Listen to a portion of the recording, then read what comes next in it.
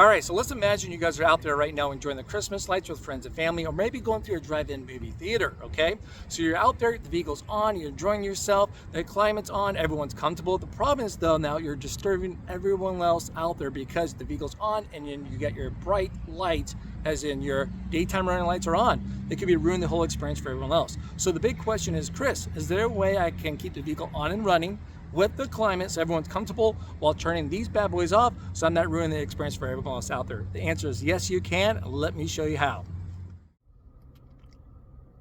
All right, we're gonna come over here and focus on the touchscreen on the top left-hand corner, most importantly, because we've got some buttons right up here.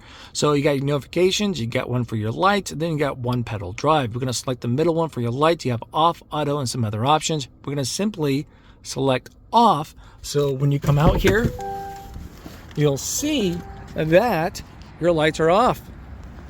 Just like that. So everyone's enjoying the great experience. Everyone's comfortable on the inside. Everyone on the outside is not getting blind by those LED lights right up there for you guys. Top notch.